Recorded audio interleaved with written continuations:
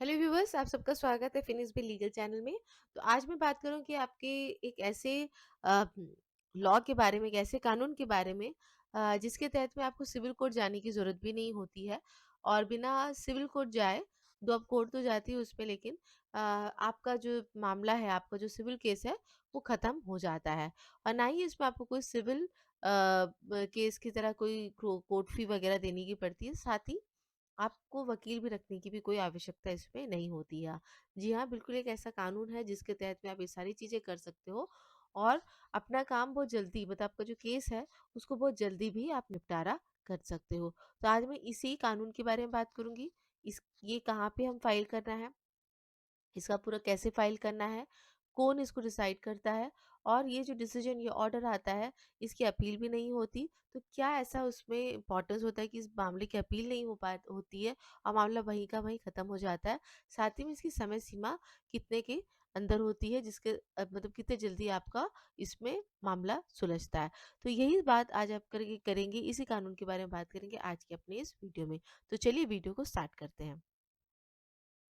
जिस कानून के बारे में आपको बात करने वाली हूँ वो कानून है लोक अदालत, लीगल सर्विस अथॉरिटी एक्ट 1987।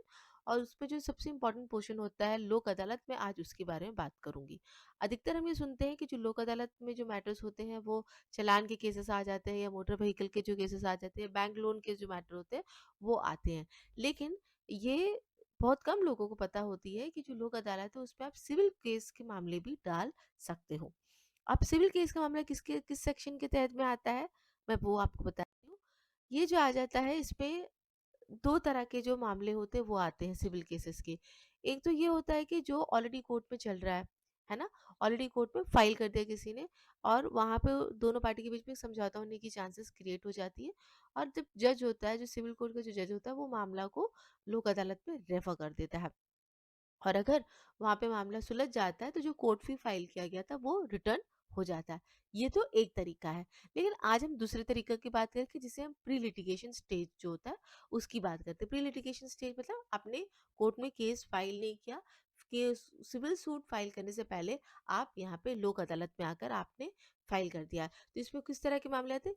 किसी भी तरह का जो सिविल केस का जो डिस्प्यूट होता है वो आ सकता है।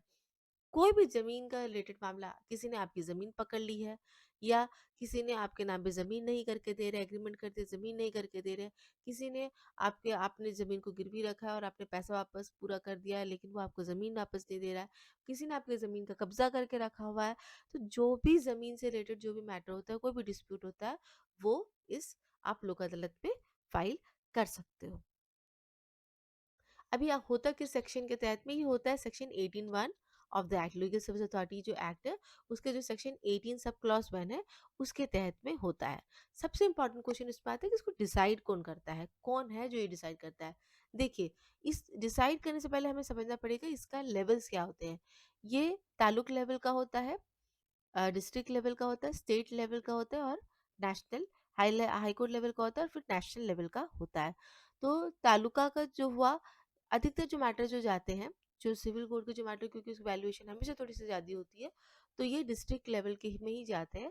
तो इसमें जो बैठते हैं वो यूजुअली जो प्रेज़िडेंट होता है लीगल सर्विस अथॉरिटी का, वो एक जज होता है, वो एक डिस्ट्रिक्ट कोर्ट का जज होता है, तो डिस्ट्रिक्ट जज होता है बेसिकली।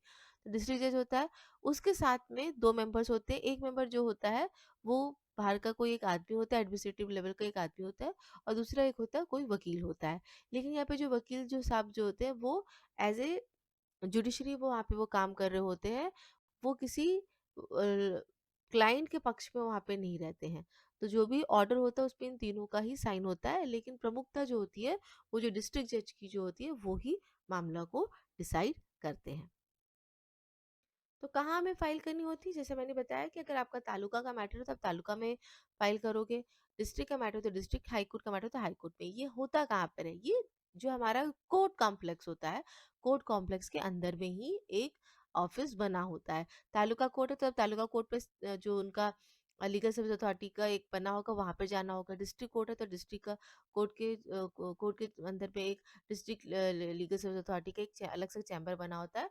वहाँ जाकर आपको फाइल करना पड़ता है। अब कैसे आप फाइल करोगे?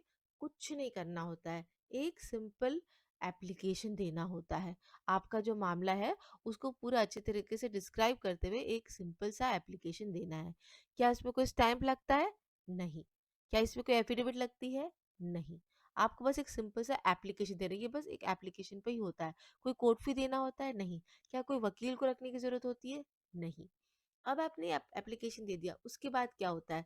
देखिए एप्लीकेशन में जब आप देंगे तभी वो वहाँ पर आपका जो आपको दूसरा पार्टी है उसका पूरा एड्रेस माँगेंगे वो, और आपको उसमें लिख के देना भी पड़ता है। तो उस एड्रेस पे ये जो लीगल सर्विस अथॉरिटी जो होती है, ये एक नोटिस भेजती है, एक केस की डेट को फिक्स करती है। उस बंदे को कोर्ट का नोटिस है, बाकायदा वो कोर्ट का नोटिस है, डिस्ट्रिक्ट जज का स्टैम्प वगैरह लग कर जाता है उसमें। वो डेट में वो बंदा आता है। अगर आता है तो जो डिस्ट्रिक्ट जज है, आप पहले वो दोनों पक्ष को सुनते हैं। सुनने के बाद में वो दोनों ही पक्षों को समझाने की कोशिश करते हैं कानून को मद्देनज़र रखते हुए कि क्या चीज़ सही होगा, क्या चीज़ नहीं हो सकता है, कितना मिल सकता है और कितना नहीं मिल सकता है। ये समझाने के बाद अगर दोनों पार्टी एग्री कर जाती है, तब जाकर वो एक ऑर्डर पास कर देते हैं, और जब वो ऑर्डर में तीनों व्यक्तियों का साइन होता है, किस-किस का? डिस्ट्रिक्ट जज साहब का और जो 2 मेंबर्स हैं उनका साइन होता है। और ये ऑर्डर और आप दोनों पार्टी का भी साइन इसमें कंपल्सरी होता है। होने के बाद में इस ऑर्डर का कोई अपील, कोई भी पार्टी चाहे वो प्लेंटिफ हो चाहे वो डिफेंडेंट हो, वो अपील में नहीं जा सकती है। कारण इसमें एक समझौता करके ये होता है। अब एक सवाल उठ के आता है कि क्या अगर समझौता नहीं हुआ तब क्या होगा? क्या मैं सिविल कोर्ट जा सकता हूँ? जी हाँ, अगर समझौता नहीं होता है तो आप सिविल कोर्ट बकायदा जा सकते हो, क्योंकि ये प्री लिटिगेशन का स्टेज होता है। लेकिन मैंने अपने एक्सपीरियंस में देखा है कि जब भी हमने सिविल का ऐसा कोई मैटर फाइल किया है, वहाँ का माहौल एक इस तरह का होता है, और क्योंकि एक डिस्ट्रिक्ट जज साहब बैठ के समझाए होते हैं, तो उनका बात का एक दबदबा होता है, एक बात का एक बोझ होता है, एक वजन होता है, मेरे बोलने का मतलब ये है। और वो लोग समझते हैं उस चीज़ को कि ये गलत क्यों बोलेंगे और क्यों अलग चीज़ बोलेंगे।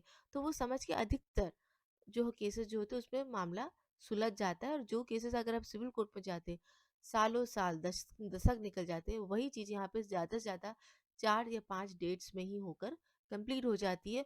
और ये डेट्स बहुत लंबे-लंबे डेट्स भी नहीं पड़ते हैं। यूजुअली 1 महीने में 2 डेट्स मिल जाते हैं या 3 डेट्स भी कभी-कभी मिल जाते हैं। अगर लग रहा है वहाँ पे लीगल सर्विस अथॉरिटीज़ के मेंबर्स को कि हाँ, ये मामला सुलझ जा सकता है, तो वो जल्दी-जल्दी का डेट देते हैं, तो 4-5 डेट में ही मामला आपका खत्म हो जाता है। बहुत ही बढ़िया तरीका है अपने सिविल मैटर्स को सुलझाने का। जानकारी लोगों को कम है इसके मामले में, क्योंकि ऑब्वियसली इसके मुझे बोलना तो नहीं चाहिए, लेकिन हाँ, ये है कि लोग अगर जान जाते हैं और इस मामले के तहत में जाते हैं, तो बहुत लोगों का नुकसान इसमें हो सकता है, हो जाता है प्रोफ़ेशनली। सो इसलिए ये तरीका का उतना ज़्यादा प्रचार नहीं होता है, लेकिन अब ये आगे आ रहा है, और इसलिए मुझे लगा कि लोग बहुत परेशान होते हैं, तो मालूम होना चाहिए कि ये भी एक तरीका है जिसके थ्रू वो अपने सिविल केस को बिना कोर्ट चढ़े, बिना सिविल सूट फाइल करे निपटारा कर सकते हैं। तो आई होप मेरा ये वीडियो आज का हेल्पफुल रहा हो, और अगर अच्छा लगा है तो लाइक से सब्सक्राइब ज़रूर कीजिएगा। Thank you so much for watching my video.